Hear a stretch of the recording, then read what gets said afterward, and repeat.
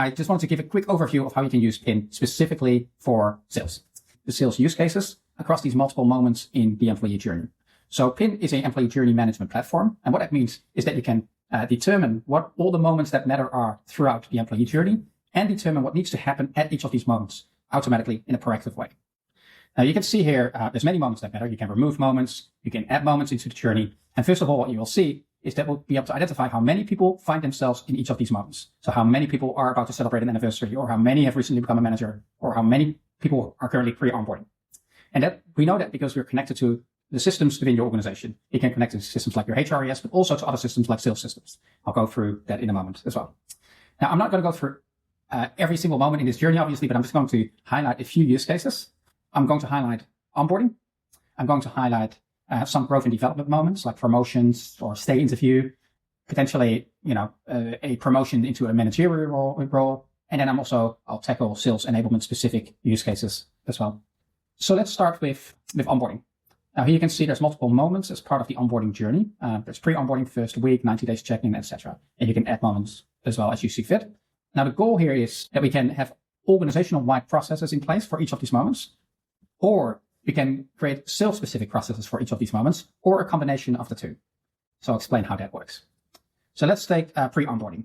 In the flows tab here, you can see all the things that we can automate when a person experiences a moment. So if a person is enrolled in the pre-onboarding phase, we can automatically create tickets, add hires to calendar invites, things like body selection, as well as automate some of the pre-onboarding communications that go to the new hire and to their manager. If you click at any of these, you can see the flow of information that we're going to be sending to those stakeholders. So in this case, two weeks before a person comes on board, in this demo environment, I'm going to get a message to go from Julia to the new hire. And this is the content that I'm going to be sending. Now here you can see an example of a conditional section where we can combine a departmental process with a more general kind of company process. So this paragraph here on Support Academy Week would only go to a new hire who's part of the support team. So let me add like a little section that goes to sales. So let's say I have this section here. I'm going to create what we call a conditional section and say this is just for folks who are in the sales team. Now this section here on sales bootcamp would only be delivered if the new hire is in sales. So that means that we can combine again company-wide processes with team-specific details that need to be included. What you can also do, of course, is set a process like a step, a communication step, just for sales hires alone. So if I click on add a step and I want to send another email, I'm going to send this 7 days before. This is coming from Adrian because maybe Adrian works in sales onboarding specifically, and I have some content here prepared that I want to include into this specific piece of content, in this specific piece of communication. Sorry, I'm doing two things at the same time. So now this piece of content, we can set the audience for and say this is only included for folks who are in the sales group. Now this specific message would only go to the personal email of a new hire if they're part of the sales organization. So stepping out of this, same thing would work with all the steps like new hire orientation. Now we can again send out messages. Here you can see that we can send messages as a direct message from a specific person. So this would go on the first day of a new hire from, let's say, myself as a direct message via Slack to the manager of the person who's coming on board. And here you can see that I'm including another conditional section. The sales ramp expectations is only relevant to a new hire who's in the sales team.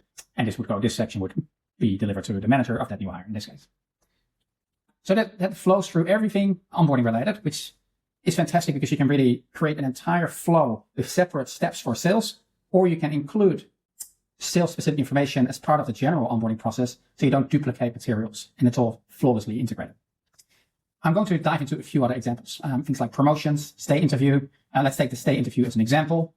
Now we can send, let's say 6 months later, we're doing sales, we're doing stay interviews, and here's a message that goes from a business partner to a new hire to schedule 45 minutes of their time with the new hire to have a stay interview going through some questions. But let's say that in sales, you have a different process that you want to run. I would set at an organization-wide level this message to be excluding sales folks. And I would create a new message specifically for the sales team that has, more sales-specific questions that you may want to ask as part of a stay interview to sales hires. And I would set the audience to only include folks in sales. So again, here you can see a process being specifically aimed at folks within the sales team. Same thing for, let's say, promotions. If someone moves to a different job level, person is promoted to level 4, for example, we can automatically send communications to go to that person's manager with tips on how to coach a person who's at level 4. And for sales team members, this message can be slightly different. So again, this line here would not show if a person is in engineering or support. That would only show to folks who are in sales. Stepping out of this again. Now, obviously, we can look at many moments across the journey to create a more sales-oriented enablement, manager enablement kind of flow, as well as these general processes like running performance reviews, surveys, and the onboarding flow, referencing the sales processes that you would want to implement a lot more.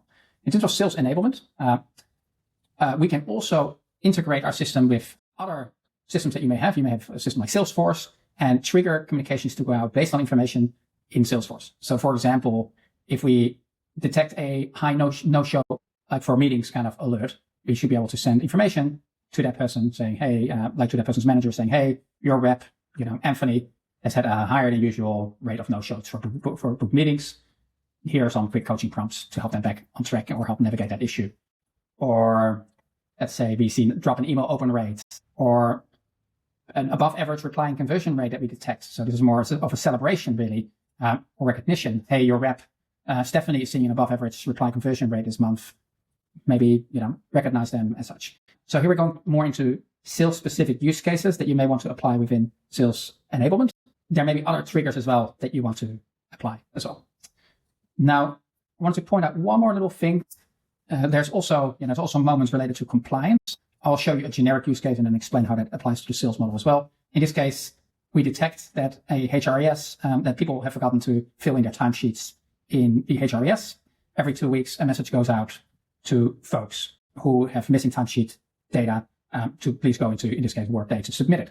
Now, there may be other compliance related stuff like fields that are missing from Salesforce that we can detect and trigger communications to go out to make sure that the processes throughout the business and throughout sales are compliant. We can look at that as well. Some other things as well. I think, if you become a manager, for example, it's not just that we can send out communications. We can do other things like adding a manager to a Slack channel. Now, if a person becomes part of the sales team, you should be able to add them to the sales Slack channel, for example.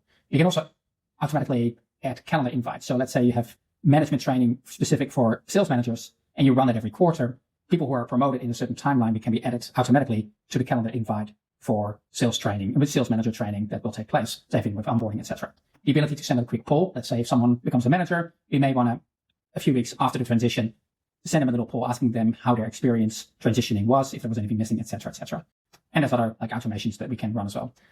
I will leave it at this. If there's any questions, please feel free to reach out. There's a lot possible to make sure that people have the right guidance and support at any of these moments that matter throughout the journey, and the ability in a very quick and easy way to modify the processes to speak to the audience that you try to serve and try to help through sales enablement. Thank you so much.